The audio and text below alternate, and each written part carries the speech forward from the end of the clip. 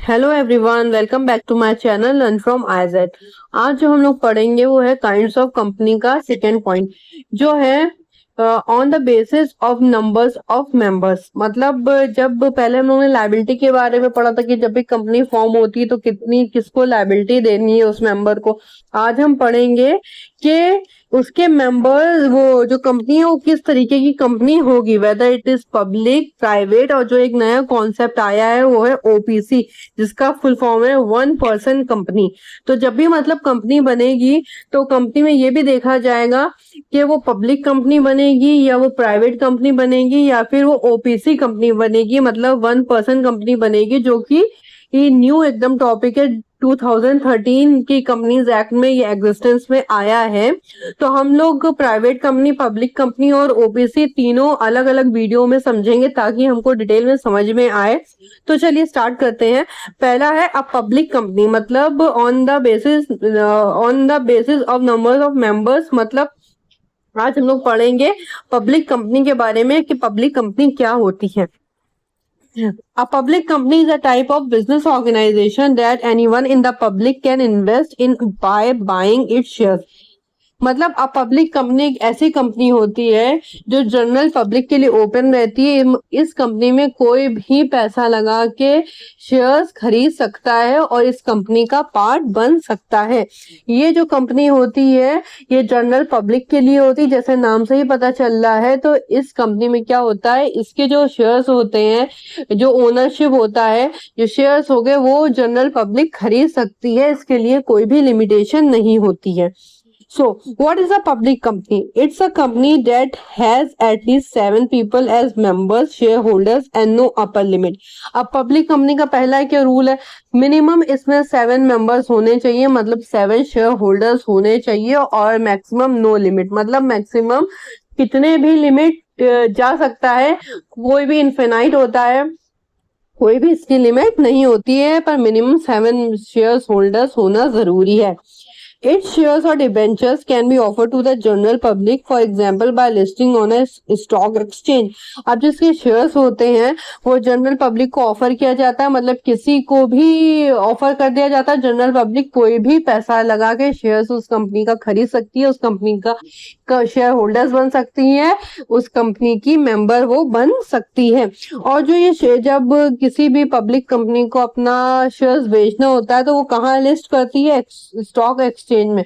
Stock exchange एक online platform है जहाँ पे आप जाके सर्च कर सकते हैं कि किस कंपनी का कितना शेयर्स बिक रहा है, किस रेट पे बिक रहा है, तो वो डिटेल में आ जाता है।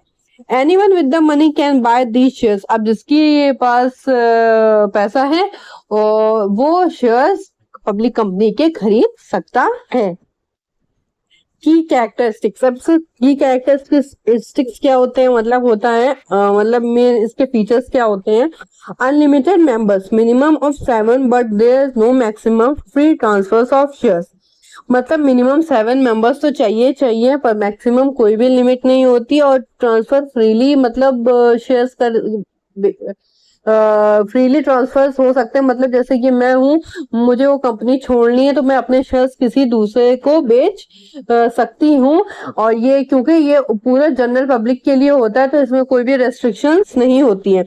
शेयर होल्डर्स कैन सेल और transfer their share without restriction like in private company. मतलब ये समझिए, शेयर होल्डर्स जो है वो अपने शेयर्स दूसरे किसी शेयर होल्डर्स को ट्रांसफर कर सकते हैं बिना किसी रेस्ट्रिक्शंस के, पर प्राइवेट कंपनी में ऐसा नहीं होता। प्राइवेट कंपनी का मैं अलग से वीडियो बनाऊंगी तो आप लोग को प्राइवेट कंपनी के बारे में बहुत अच्छे से समझ में आ जाएगा।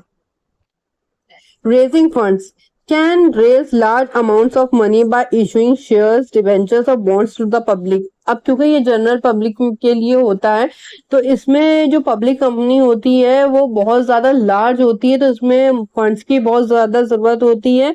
तो ये लोग बहुत हाई अमाउंट में फंड रेज कर सकते हैं। कैसे रेज कर सकते हैं, शेयर्स के थ्रू, डिबेंचर्स के थ्रू, बॉन्ड्स के थ्रू, जनरल पब्लिक से। शेयर्स तो पता है क्या होते हैं, डिबेंचर्स भी आई होप आप लोग को पता होगा, मैं अपने वीडियोस में एक्सप्लेन कर चुकी हूँ। बॉन्ड्स भी अगर नहीं पता होगा तो कमेंट कीजिएगा, मैं इसकी सेपरेट वीडियो बना दूंगी।